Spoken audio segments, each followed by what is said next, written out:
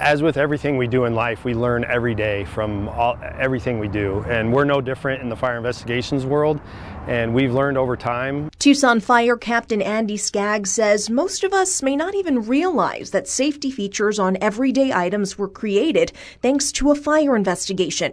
From hair dryers shutting off because they get too hot, to safety features on fuel cans, to one of the most notable changes following Tucson's Pioneer Hotel fire in 1970. In the Pioneer fire, one of the ways was the stairwells and how the stairwells were built and designed into that building. It was essentially like a chimney for that fire to just go right up the middle of the building and spread to all of those floors, which is why in that fire they had people on the 7th and 8th floor that were passing away from the fire when the fire started on the 3rd floor. And the lessons learned from this local fire were far-reaching, worldwide in fact. Now go into any modern day hotel, motel, you're not going to see that common stairway going up in the middle. Instead, you're going to see elevators going up in the middle. They have closed corridors, and you've got your emergency exits on the side of the hotel that are, self-locking doors with the stairwells. What that does is that seals it off, and it prevents that chimney effect. If the fire would start on the lower levels, it's going to prevent that fire from then climbing up through those stairwells. The investigators who help get to the bottom of these fires put themselves at risk, and it's been another lesson learned when it comes to keeping them protected. Even though we're going in after the fire is out, that fire is going to continue to off-gas from those things. If you think back to if you've ever had a campfire's out, but in the morning you wake up and you can kind of still smell that campfire.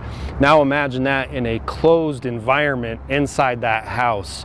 You can really get an appreciation for how toxic that can be. And it's unfortunately a scenario that hits close to home for those within the Tucson Fire Department. We had one of our very own investigators, Tom Quisnell, who unfortunately passed away of a cancer back in 2014. With his passing, we learned a lot about how we can make our investigations safer for future generations.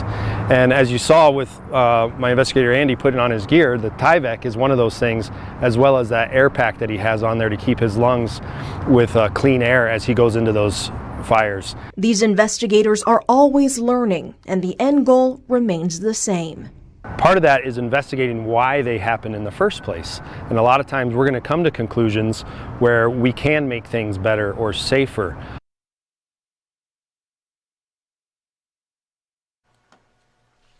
And we will have much more on this story coming up on 13 News Live at 10.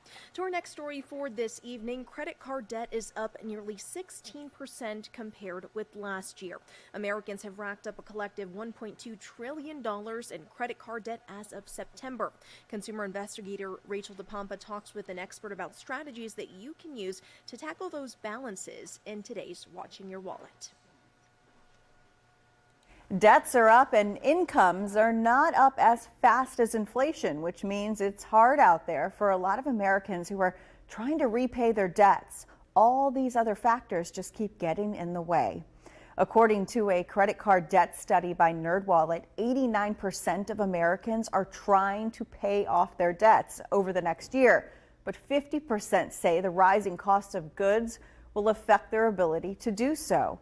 Sarah Rathner, a personal finance expert with NerdWallet, says now is the time to make a plan to go after your debts. Write down what you owe now, how much you owe on each debt, what your interest rate is, and begin prioritizing your debts. You might choose to do what's called a debt avalanche, where you prioritize the highest interest debt. You put all the extra money you can out of your budget into that debt while you make minimum payments on everything else. Once you pay off that first debt, you move down the list and tackle the next debt with the highest interest rate.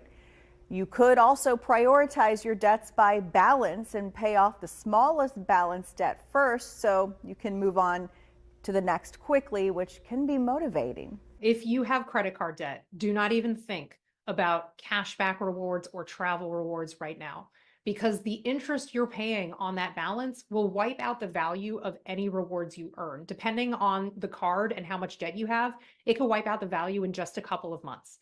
Rathner says right now focus on debt repayment and maybe consider a balance transfer card that has a 0% interest promotion. You can use that time to pay down your balance interest-free and save a substantial amount of money. And once you're debt free, she says, then you can start thinking about credit card rewards. With this, Watching Your Wallet, I'm Rachel DePompa.